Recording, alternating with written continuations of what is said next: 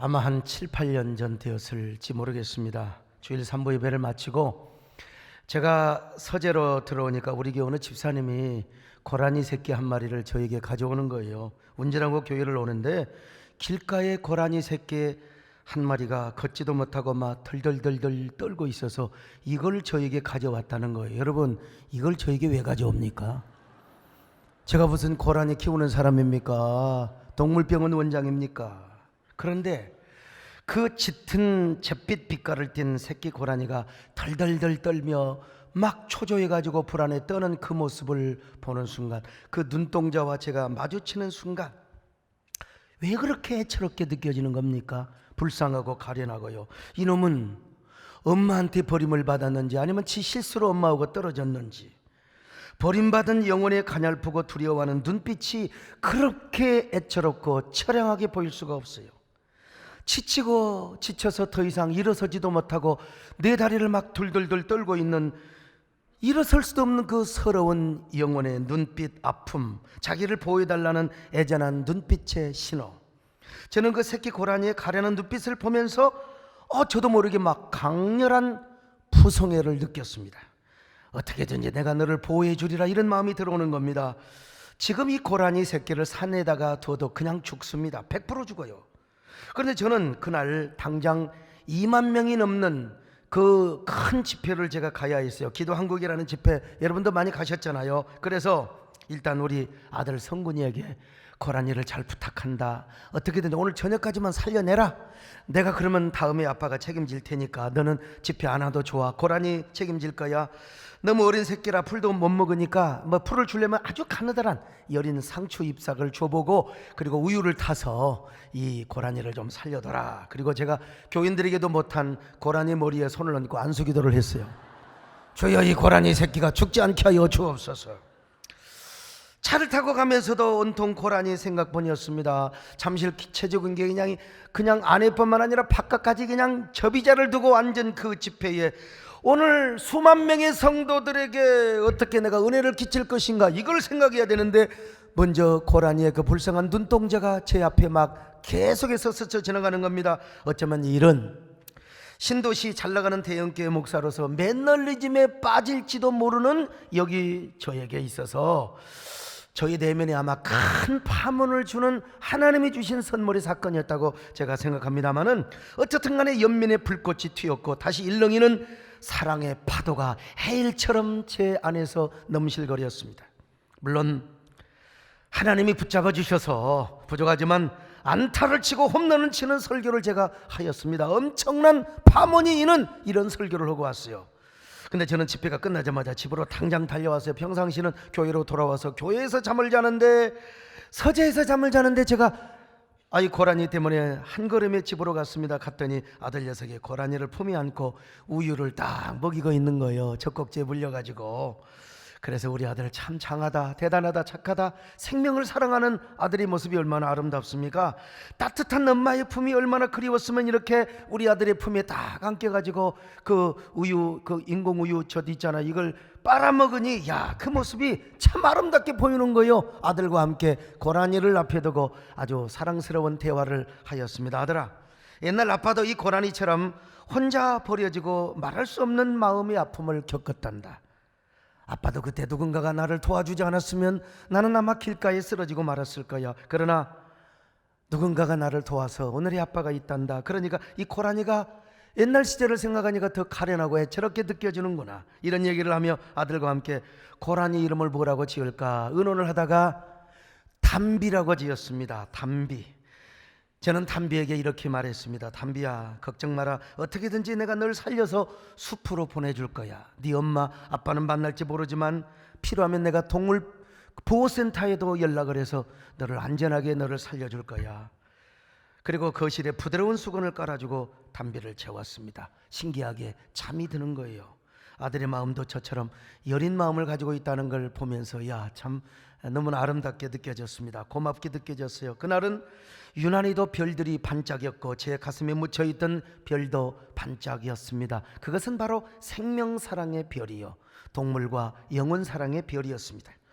다음날 아침에 9시가 넘어서 이제 시청과 구청에도 전화를 했고요, 또 동물보호센터와 심지어는 용인 에버랜드까지 제가 다 전화를 했지만 고라니를 보호하는 이 센터는 전혀 없어요. 그냥 잘 키우다가 방사를 시켜주라고 저에게 부탁을 하는 거예요. 그래서 할 수 없이 야 우리 집에서 몇 달 키워보자.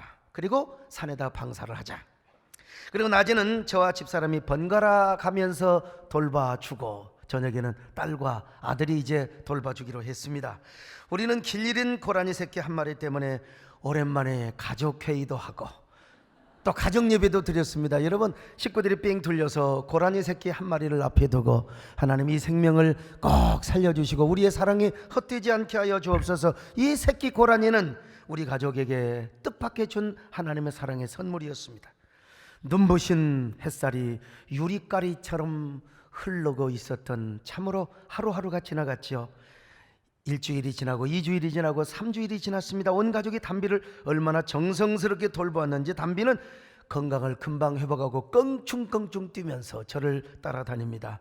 아파트 정원뿐만 아니라 심지어는 산에도 따라다니는데 애들이 신기해가지고 강아지가 아니라 막 껑충껑충 뛰잖아요. 그러니까 애들이 신기해가지고 야 고라니다 고라니다.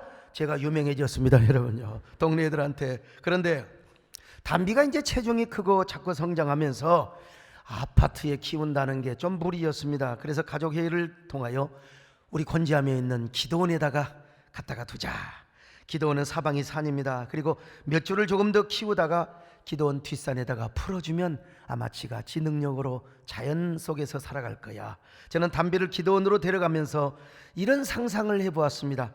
기도원 산에다 방사를 해놓고 언제든지 제가 기도원에 가서 산을 향하여 담비 부르면 이 담비가 저의 목소리를 알아듣고 달려올 수 있을까?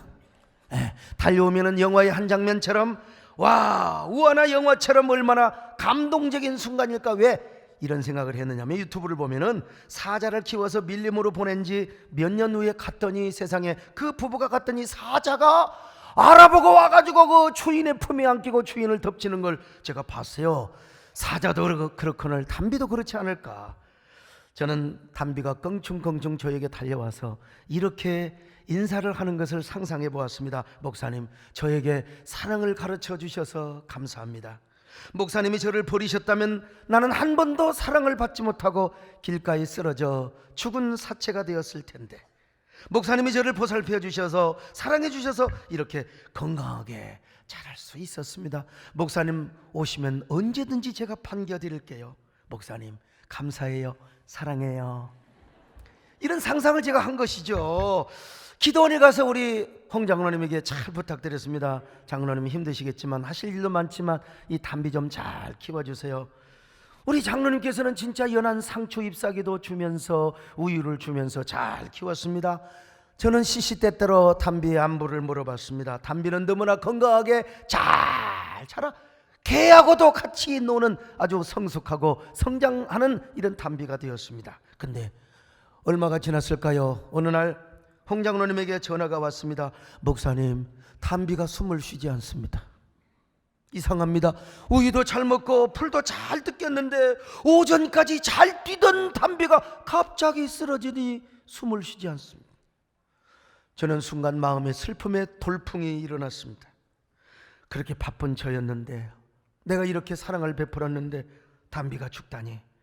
제가 달려가니까 담비는 그 크고 검은 눈망울을 감고 있었습니다. 그리고 뒤늦게 달려온 우리 아들은 그 담비를 보면서 막 엉엉 우는 것입니다. 엉엉 우는 거요.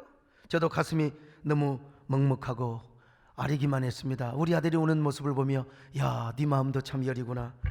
그렇게 사랑하고 보살펴 주었는데 너무나 허망하게 떠나버리고 만 것입니다. 아들은 씩씩거리면서 아빠, 이 담비 그냥 묻지 말고 동물병원에 가서 사체를 한번 부검시켜보자 이거예요. 왜 죽었는가. 그리고 경찰에 신고해서 수사도 의뢰해보자 이거요. 우리 아들 녀석이 지금 홍 장로님을 의심하고 있는 거요. 저는 아들에게 말했습니다. 아들아, 그건 담비에게 2번 상처를 주는 거야. 그냥 푸른 숲에다가 우리가 그냥 묻어주자. 이것이 우리가 마지막 담비에게 주는 선물이다. 담비가 죽은 이유는 누구도 몰랐습니다. 동물병원에서는 제가 전화를 하니까 독초를 혹시 모르게 뜯어먹었거나 아니면 비닐뭉치나 쇠조각을 먹었기 때문이 아닐까 그런 추측만 하였습니다. 저는 바람에 흔들리는 숲을 바라보며 담비에 이 노래를 이렇게 개사를 했어요. 엄마 잃고 아빠도 잃은 가엾은 작은 담비는 바람이 거세게 부는 날에 어찌해서 가야 했나.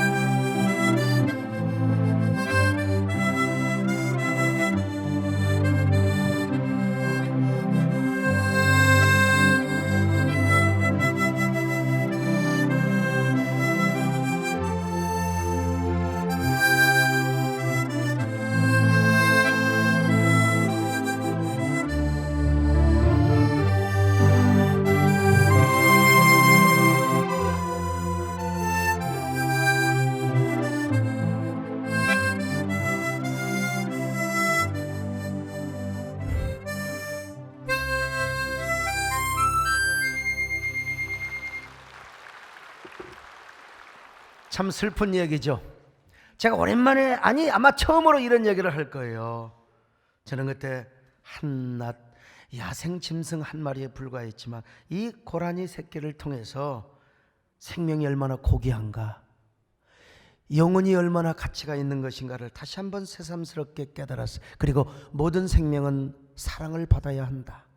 사랑을 받아야 한다. 특별히 영혼을 가지고 있는 모든 인간은 사랑을 받고 자라야 한다 라는 사실을 절감하게 되었어요.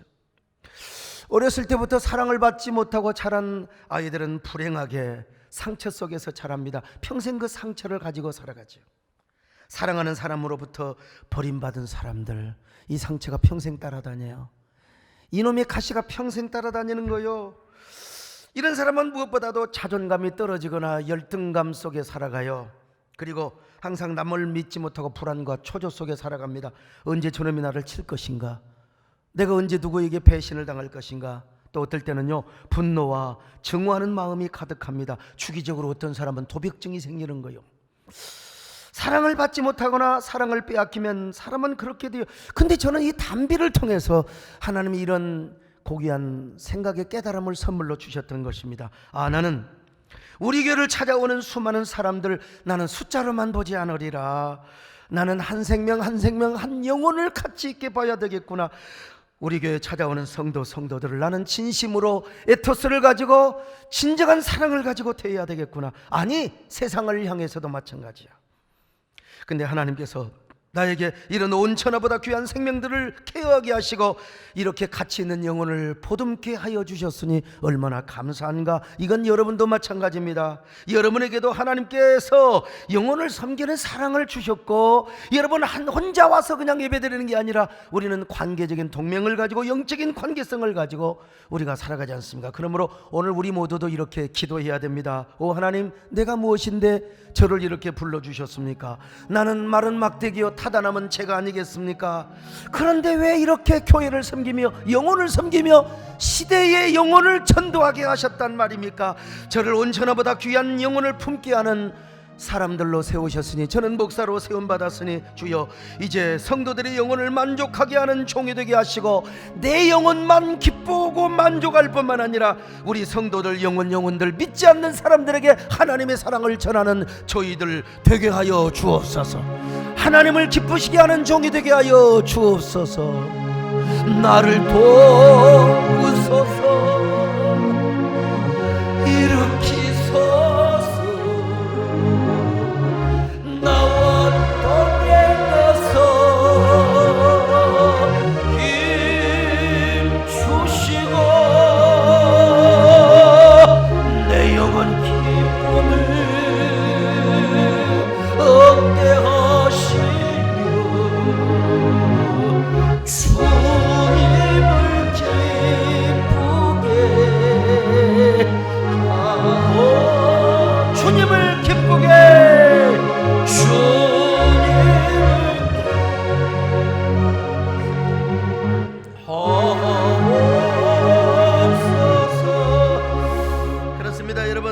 빼앗긴 사람들은 상처와 증오라는 쓴뿌리 저주의 독초가 우리 마음 안에 자라고 있어요.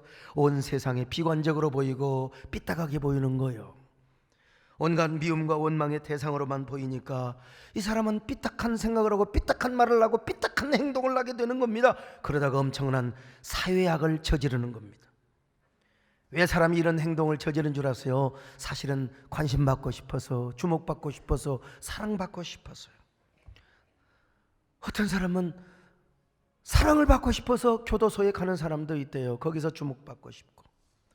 고아원에서 사고치는 애들은 사랑을 받으려고 하는 거요. 사랑이 그립고 목말라서 사고를 쳐서 관심을 받고 사랑을 받으려고 하는 거요. 얼마나 사랑이 그립고 목마르면 그럴까요? 우리 교회 한 부목사님이 계세요. 여러분 잘 아신대요. 그가 태어난 것은 집이 아니라 길바닥이요. 저 전라북도 진안 꼴짝이. 산에서 고사리를 캐던 어머니가 상기를 느껴 집으로 돌아가던 길에서 그냥 산통을 앓다가 길바닥에서 애를 낳았어요. 그 아이의 이름을 동네 사람은 길새라고 불렀습니다. 어떻게 해서 그 탯줄을 끊을 수가 없으니까 할머니가 가서 그냥 이빨로 지근지근 밟아가지고 씹어가지고 탯줄을 끊었어요. 아버지는 술만 먹으면 술주정을 하고 엄마를 폭행합니다. 도대체 이 폭행을 견딜 수가 없어서 엄마는 꼬마 아이를 두고 그냥 도망가 버립니다. 그 엄마를 찾기 위하여 아버지는 전국을 사방으로 그냥 전전긍긍하다가 어느 날 또 연탄가스에 걸려서 그냥 이 세상을 떠나버리고 맙니다. 그 아이는 어릴 때부터 할아버지 할머니 손에서 자랍니다. 며느리가 나가고 아들이 죽으니까 할아버지는 술만 먹었다면 이놈의 자식이 복 없는 놈이라고, 애비를 죽이고 어미를 나가게 하는 놈이라고.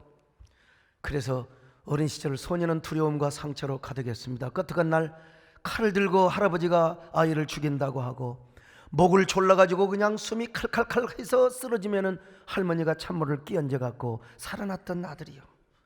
그러니까 이 아이는 도백증이 생겨서 동네에 꽹이나 낫이나 귀한 거 있으면 다 가져왔어요. 이렇게 물건만 잊어먹으면은 이 집에 와가지고 길새야 우리 물건 내놓으라고 말입니다. 그러던 그가 중학교 때 우연히 교회를 나갔어요. 교회를 나가서 자신이 얼마나 귀한 존재인가를 알았어요. 여학생들 남학생들이 막 자신을 귀하게 여기고 사랑을 해주고 관심을 주면서 그는 따뜻한 하나님의 사랑을 느낍니다. 그리고 그는 자라서 훗날 신학교에 들어가고 어찌해서 우리 교회 부목사로 들어왔습니다. 제가 보니까 그는 원래 착한 성품이고 충직한 강직한 성품을 가졌지만 여전히 내면이 사랑에 배고프고 칭찬과 격려가 필요한 사람이었어요. 그가 누구냐? 여러분 잘 아시는 우리 양병길 목사님, 여러분 다 기억하시죠? 그래서 저는 우리 양 목사님을 바라볼 때마다 제가 다독이며 항상 칭찬과 격려를 아끼지 않았어요. 양 목사님 내가 봐도 대단해요. 우리 목사님 내가 봐도 존경해요. 그 어려운 환경에서 삐딱선을 탈 수 있고 얼마든지 삐딱한 행동을 할 수 있고 소년원에 가고도 남았을 텐데 이렇게 훌륭하게 자라서 훌륭한 목사가 되어서 너무나 대견스러워요. 나와 함께 통역을 해서 얼마나 감사한지 알 수 없어요. 양 목사님 나보다 더 큰 종이 되고 나보다 큰 일을 할 수 있어요. 사랑하고 존경해요. 항상 만날 때마다 격려했어요. 언젠가 제가요 양 목사님 불러서 목사님 이제 친어머니를 찾아보세요. 찾아보니까 여러분 저기 부산광역시에서 어머니가 살고 계시는 거예요. 자신을 버리고 갔던 어머니 어버이 주간에 특별 휴가를 내주었어요. 교회에서 두둑이 용돈도 주고 어머니와 함께 밥도 사드리고 어머니와 함께 지내고 오라고.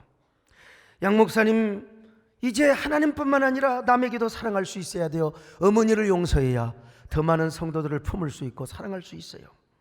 양 목사님은 부산에 가서 생전 처음으로 어머니를 만났어요. 자기가 태어나서 처음으로 어머니께 밥도 사드리고 옷도 사드리고 어머니와 함께 펜션을 하나 빌려서 며칠 동안 지내고 왔어요. 어머니는 자식 앞에 고개를 못 들어요. 추승하고 송구해서 눈물만 흘립니다. 밤에도 주무시지 못하고 눈물을 흘리며 우시는 어머니를 양 목사님은 껴안고 눈물을 닦아주면서 엄마 괜찮아요? 내가 이렇게 잘 컸잖아요. 참 여러분 얼마나 훌륭합니까? 그런 양 목사님은 우리 교회에서 이제 설교할 때마다 성도들에게 가장 많은 눈물을 흘리게 하고 감동을 주는 위대한 설교자가 된 것입니다. 그리고 얼마나 감동을 주었던지 간에요. 청년부에 우리가 뭐 1청, 2청, 3청 축 있잖아요. 거기 장가도 못 가고 시집도 못 가는 노처녀, 노청년들을 맡은 그 청년부에서 세상에 자신이 그렇게 감동을 시키니까 얼마나 큰 헌금을, 우리 기도원을 준비한다고 할 때, 기도원을 우리가 준비할 때 아마 그 청년부에서 막 2억 가까이 헌금이 나왔을 거예요. 참 대단한 사람이죠. 아무튼 간에 우리 양병일 목사님, 세월이 흘렀습니다. 한 12, 13년 지났을까요? 서울의 한 교회에서 장로님과 안수 집사님들이 저를 찾아왔어요. 저에게 이야기합니다. 존경하는 소 목사님, 우리 양병일 목사님을 저에게 담임 목사님으로 청빙하기를 원합니다. 여러분, 해외 유학을 다녀온 사람도 서울의 어지간한 교회 담임 목사가 하려면 여러분 하늘의 별 따기입니다. 근데 누구와도 경쟁도 안 하고 그를 업어가다시피 단독으로 청빙을 한다는 것입니다. 내가 다짐을 받았어요. 만약에 양병길 목사님을 잘못 모셨다, 내가 언제든지 데려올 수 있다. 여러분, 저에게 얼마나 각서를 쓰고 막 서약을 하면서 저에게 약속을 했습니다. 마지막 떠나기 전에 우리 교회에서 고별 설교를 하였습니다. 강단에선 양 목사님도 눈물을 훔치며 설교를 했고, 설교를 들었던 우리 성도들도 대부분 다 눈물을 하염없이 흘렸습니다. 저의 가슴에도 뜨거운 눈물이 계속해서 흘러내렸습니다. 이것이 무엇이냐? 사랑의 힘이다. 이게 바로 사랑의 위대한 역사들. 여러분, 사랑이라고 하는 게 이렇게 중요한 것입니다. 사랑을 받으면 누구나 치유가 되고 회복이 되게 되어 있는 것입니다. 마음에 어떤 응어리가 있고 어떤 아픔이 있고 엉겅퀴가 독버섯이 자란다 할지라도 여러분, 사랑을 받으면 다 치유가 된다는 사실을 아셔야 돼요. 회복이 된다는 사실을 아셔야 됩니다. 만약에 우리 교회가 쌈박질이나 하고요, 우리 장로파, 목사파, 그냥 오늘 우리나라 서로 그냥 주 진영이 나눠져 있는 것처럼 그렇게 우리 교회도 막 그냥 시위하고 데모한다면 양 목사님이 어떻게 그런 사랑의 종이 될 수가 있었겠어요? 마음껏 일할 수 있고 마음껏 지원해주고 박수 쳐주니까요. 그리고 어떻게 서울교회 담임 목사로 갈 수가 있겠습니까? 그러므로 우리는 계속해서, 우리 교회는 지금까지도 그래왔지만 앞으로도 사랑하며 섬기는 교회를 이룰 수 있기를 바랍니다. 여러분들이 다 사랑의 당사자가 되시기를 바랍니다. 언제나 주님 오시는 그날까지 사랑하며 섬기는 교회가 되게 하여 주시옵소서.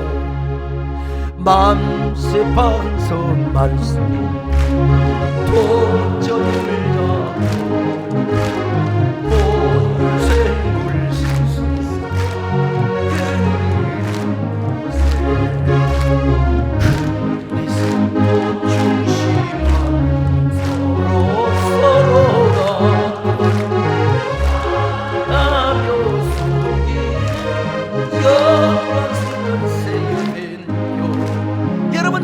문제가 없었겠습니까? 사실 문제가 오랫동안 몇 년 동안 있었던 교회요.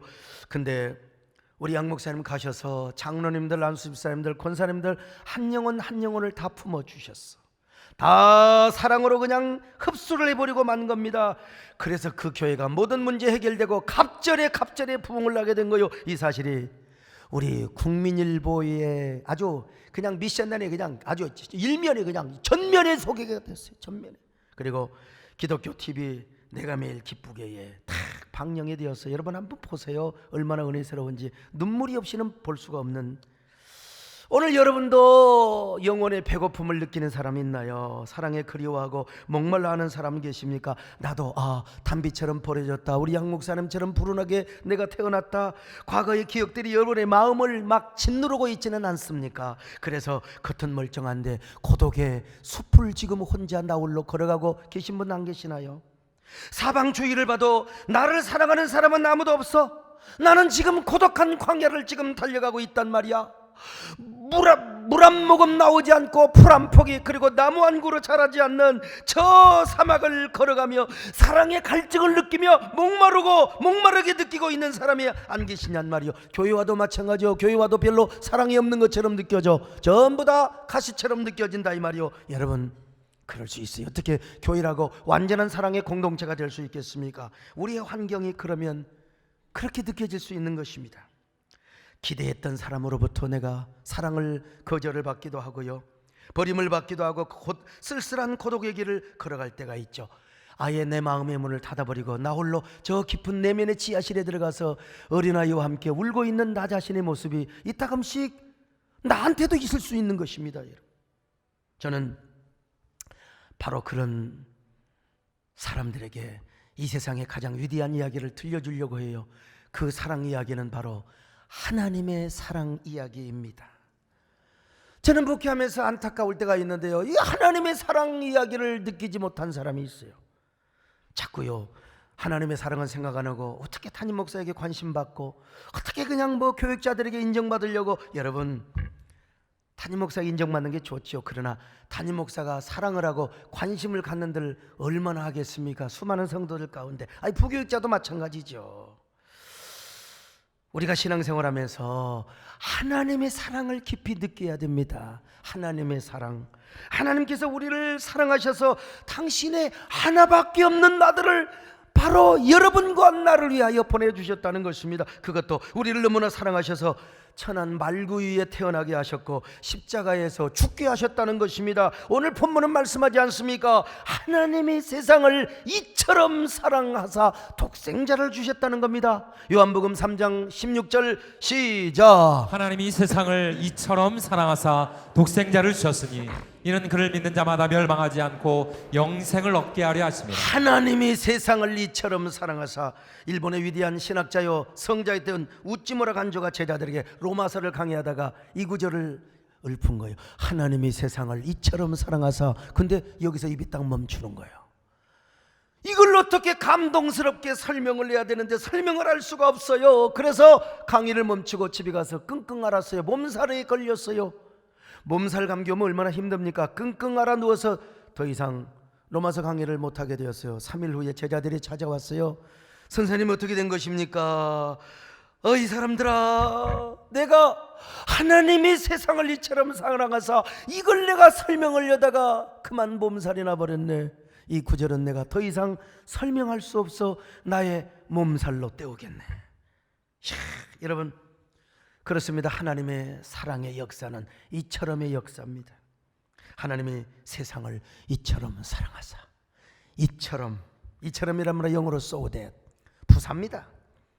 이 무엇을 받느냐? 요한복음 3장 14절의 말씀을 받아요. 자, 시작. 모세가 광야에서 뱀을 든 것 같이 인자도 들려야 하리니. 이게 무슨 말씀이냐면요, 민수기 20장에서 광야에서 이스라엘 백성들이 막 불평 원망하다가 불뱀에 물려 죽게 되었어요. 하나님께서 모세에게 명합니다. 놋뱀을 만들어다가 저 창대 위에 달아라. 이것을 본 자마다 죽지 않고 구원을 받게 하리라. 여러분, 그런데 이 놋뱀의 사건은 무엇을 의미하는 것입니까? 장차 오셔서 십자가에 죽으실 예수 그리스도를 예표하는 겁니다.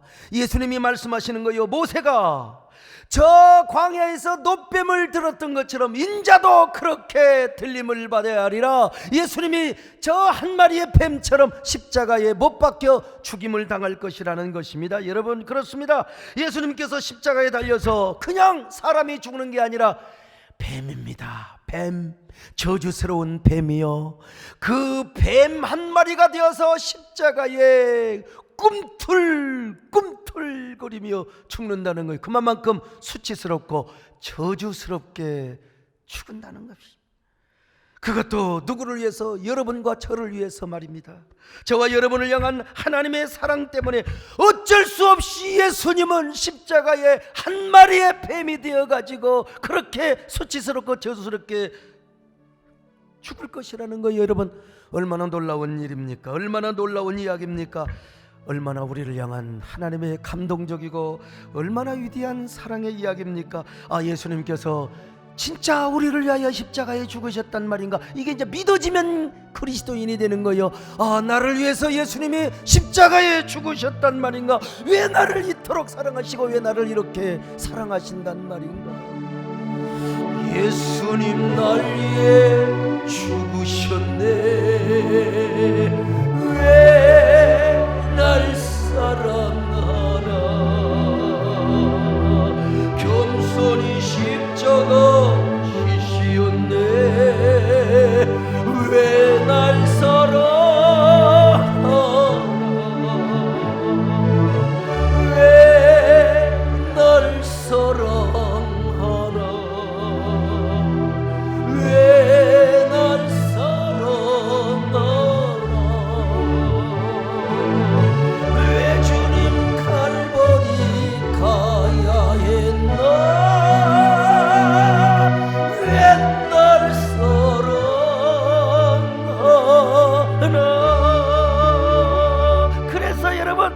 사도 요한은 하나님의 사랑의 이야기의 역사를 이처럼의 역사라고 말합니다. 하나님이 세상을 이처럼 사랑하사, 이처럼 사랑하사. 하나님이 우리를 얼마나 사랑하셨는가. 저 모세가 광야에 놋뱀을 건 것처럼 여러분, 예수님께서 스스로 놋뱀이 되어서, 저주받은 뱀이 되어서 십자가에 달리셨다는 것입니다. 그리고 오늘날 그분을 믿는 사람, 십자가의 사건을 믿는 사람은 누구나 멸망하지 않고 영생을 얻게 하리라, 영생을 얻게 하리라. 여러분, 죽음에서 생명으로 옮기게 하셨느니라. 이 얼마나 위대한 복음이에요. 얼마나 위대한 러브 스토리, 하나님의 사랑 이야기입니까? 이거야말로 수수께끼 같은 이야기요, 미스테리하고 그야말로 신비적인 이야기가 아니고 무엇이겠습니까? 이런 하나님의 사랑을 깨닫는다면 누구나 다 감동합니다. 감격합니다. 어찌 감격하지 않을까요? 여러분, 전 고등학교 2학년 때 심심해서 그냥 문학소녀 만나러 이쁜 여자들 있다고 해서 그냥 교회 심심해서 한번 가봤어요. 그런데 어느 날 제가 이 하나님의 사랑에 감복이 될 줄을 누가 알아요? 누가 알아? 우리 아버지가 맨날 교회는 연회당이라고 그랬는데, 아니 그래도 그냥 제가 후배 녀석 한번 따라갔는데 어느 날 이 하나님의 사랑 이야기에 푹 빠졌어요. 내가 목사가 될 줄을 누가 알아요? 내가 여러분 앞에 이렇게 지금 설교를 하고 있을 줄을 누가 알아요? 그래서 제가 완전히 교회에 미치게 되었고 하나님의 소명을 받아 하나님의 사랑 이야기를 전하는 목사가 된 것입니다. 여러분은 하나님이 우리를 이처럼 사랑하신다는 이야기가 얼마나 울림으로 느껴지세요? 얼마나 이 사랑 이야기가 여러분의 가슴을 울렁거리게 합니까? 이런 사람은 그 어떤 내면의 아픔도 치유되게 되어 있습니다. 여러분에게 어떤 응어가 있어요? 여러분에게 어떤 아픔이 있습니까? 어떤 상처가 있습니까? 하나님의 사랑 하나면 다 만족하게 되어 있는 것입니다. 회복하게 되어 있는 것입니다. 치유되게 되어 있는 것입니다. 여러분, 하나님은 내 아들을 주시는 데까지 세상 사랑 사랑하니 참 사랑이로다. 하나님은 사랑이라 죄악에 빠졌던 우리까지 사랑하니 참 사랑아닌가. 제가요, 백암교회 개척하면서 막 부록 사람들이 핍박하고 멱살 잡고 와서 침받고, 여러분 옛날에 차인벨 있잖아요. 차인벨 이 음악 틀어놓고 얼마나 무릎 꿇고 기도한 줄 아세요? 저분들 하나님을 모르지만 돌아오게 하여 주시옵소서. 여러분, 우리 하나님은 누구나 다 사랑해요. 다 사랑합니다. 그런데 중요한 건 어떤 사람은 너무나 자연스럽게 하나님의 사랑에 푹 빠져서 살게 하는 사랑을 하는가 하면 어떤 사람에게는 하나님이 고통스럽게 사랑해요. 가슴 아프게, 가슴 아프게. 우리 남진 장로님이 가슴 아프게라는 노래로 그냥 완전히 떴지요. 완전히 떴죠. 가슴 아프게. 물론 사랑도 가슴 아픈 사랑이 필요할 때도 있지만 하나님이 우리를 향하여 너무나 가슴 아픈 사랑, 너무나 고통스러운 사랑을 해서야 되겠습니까? 자, 이런 사랑을 영어로 유식은 말로 뭐라고 하냐면 long suffering of God이라고 합니다. 하나님의 오래 참으심의 사랑이죠. 어떤 사람을 향하여 교회를 나와도 종교적으로 나와요. 하나님의 사랑이 무엇인지를 몰라요. 아무리 십자가, 아무리 하나님의 사랑을 외쳐도요, 이 양반은 끝까지 예수를 종교적으로만, 예수님을 인격적으로 만나지 못하고 하나님의 사랑을 답답하게 느끼는 거예요. 얼마나 하나님이 답답하게 생각이 되겠어요. 어떤 사람은 교회 나와도 등접으로 아예 시민단체와 손을 잡고 막 교회를 공격하고 막 주의 종을 막 그냥 핍박하고 끌어내리는데 앞장선다 이 말이요. 왜 그런 줄 아세요? 교회를 나왔지만 하나님을 못 만났어요. 하나님의 사랑을 깨닫지 못하고 하나님을 맨날 정의, 공평, 무슨 윤리, 도덕 이런 하나님으로만, 무서운 하나님으로만 알아, 심판의 하나님으로만 아는 거예요. 그러니까 그런 논리를 가지고 막 교회를 공격하고 사람을 나와 맞지 않으면 막 진영 논리에 빠져가지고 서로가 서로를 공격하는 것입니다. 여러분, 정말 이 하나님의 깊고 감동적이며 신비로운 사랑을 체험하면요, 그렇지 않습니다. 여러분, 저 보세요. 제가 지금도 아직도 좀 이렇게 잘난 끼가 좀 있다니까. 내가 봐도 내가 좀 아주 다소곳하고 겸손하고 권용관 좀 네 하면 얼마나 좋겠어요. 난 초등학교 다닐 때 양성소 출신의 선생님이 산수 문제를 풀다가 좀 막혀가지고 내가 바로 앞자리에 앉아가 저런 바보 뭐라고 했어요. 아무튼 간에 선생님이 돼가지고 저것도 못 푸냐고 했다가 그 소리를 들어가지고 선생님이 분필다개로 그대로 던져 나와 이 새끼야 대나무 뿌리로 그냥. 그래도요 내가 그때 참 맞기 싸기 잘했죠. 그렇지만은 나는 그 문제를 풀 수 있어서 굉장히 아주 대견스럽게 생각했던 사람. 나도 바른말 잘하는 사람이에요. 나도 선악, 나도 막 정의의 투사입니다. 여러분, 제가 얼마나 정의롭게 생겼습니까? 그러나 제가요 하나님의 사랑에 다 그냥 업무를 당해버리니까요, 저처럼 옳고 그름을 위해 쳤던 정의의 투사도요 사람을 사랑하는데 넉넉한 마음이 생기는 거예요. 하나님의 사랑이 모든 옳고 그름과 선악의 논리를 다 덮어버려 그 넓은 마음, 그 넉넉한 마음을 가지고 내가 여러분 섬길 수 있고 목회를 할 수 있는 거예요. 그런데 저도 이렇게 쭉 돌아보면은 모든 사람을 다 사랑하는 게 아니에요. 자연스럽게 사랑하는 게 아니라 부담이 되고 가슴 아픈 사랑을 할 때가 있습니다. 내가 너를 사랑하긴 해야 되는데 진짜 부담이 되고 마음의 고통의 사랑을 할 때가 있어요. 그럴 때마다 하나님의 마음을 제가 깨달아요. 아, 우리 하나님 그렇네요. 오늘 여러분 어떤 사람이세요? 여러분은 진짜 하나님의 사랑을 황홀하게 누리는 사람입니까? 아니면 하나님의 가슴 아픈 사랑을 받고 있는 사람입니까? 한번 생각해 보세요. 나도 생각해 보면요, 아이고 나도 뭐 믿음 좋고 내가 정말 진짜 사랑이 많은 목사인 것처럼 천만의 말씀, 나도 우리 하나님이 나를 향하여 얼마나 참으셨을까, 얼마나 고통스러운 사랑을 하셨을까, 이런 생각을 해보면 아이고 하나님이 쪼다에게 은혜를 베풀어 주셔야 됩니다. 오늘 여러분이나 저에게나 하나님 마찬가지요. 오늘 여러분에게 이렇게 말씀하고 있고 이렇게 하나님이 지금 노래하고 계시는 거요. 내가 너를 얼마나 사랑하는지 너는 아느냐, 내가 너를 얼마나 좋아하는지 너는 아느냐. 오늘 이 하나님의 노래가 여러분의 마음에 영적인 스파클로 다가가시기를 바랍니다. 내가 너를 얼마나 좋아하는지 너는 아느냐, 내가 너를 얼마나 좋아하는지 너는 아느냐, 내가 너를 얼마나 기다렸는지 너는 아느냐, 너는 아느냐, 내가 너를 살리려 나의 생명을 주었고 내가 너의 수치를 씻으려 나의 생명을 주었으니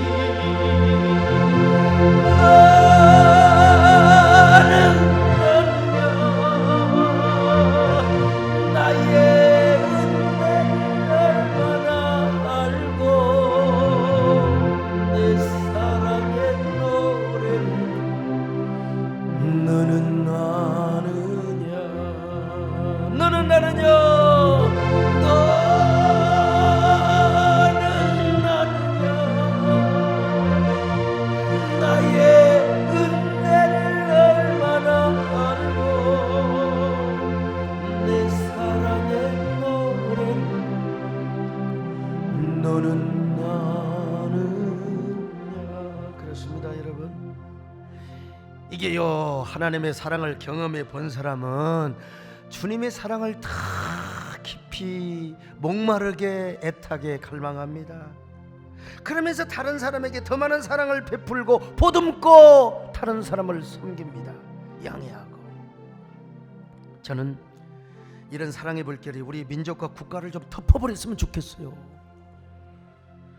우리 국민은 지금 얼마나 진영 논리에 빠져 있습니까? 그래서 나하고 생각이 다르고 의견이 다르면 막 그냥 아니 뭘 그렇게 감정적으로 대해버리는지, 이게 지금 이러한 그 가슴 아픈 사실을 목도하고 있지 않습니까? 이러한 진영 논리가 교회까지 들어와서 교계 지도자들까지 양분합니다. 양분되어 있어요. 우리가 하나님의 사랑 이야기에 푹 빠져야지. 여러분, 적어도 우리가 진영 논리에 빠져서 교회끼리 싸우면 되겠습니까, 여러분? 말이 안 되는 거죠. 하나님의 사랑을 아는 사람은 옳은 일을 하더라도 사랑 안에서 하고 정오심을 갖지 않습니다. 결코 무례히 행하지도 않고요, 하나님의 때를 기다리며 방법도 구합니다. 이런 사람은 절대로 자신의 욕망을 앞세우지도 않습니다. 여러분, 누구보다도 저는 반기독교 생태계 이걸 위해서, 그러나 여러분, 제가 프레임에 말려들지 않을까 아주 매우 신중하며 조심하는 사람이, 여러분, 제가 용기가 없는 사람이 아니잖아요. 언제든지 여러분 순교할 각오가 되어 있는 사람 아닙니까? 오늘 여러분, 하나님의 사랑을 먼저 갈망하시기를 바랍니다. 그리고 하나님의 사랑을 더 많이 전하시기를 바랍니다. 믿지 않는 이웃에게 하나님의 사랑을 전합시다. 모든 사람에게 하나님의 사랑을 이야기합시다. 그렇게 해서 여러분 모두가 교회를 세우고 하나님 나라를 세우는 저와 여러분 되시기를 주님의 이름으로 축원합니다.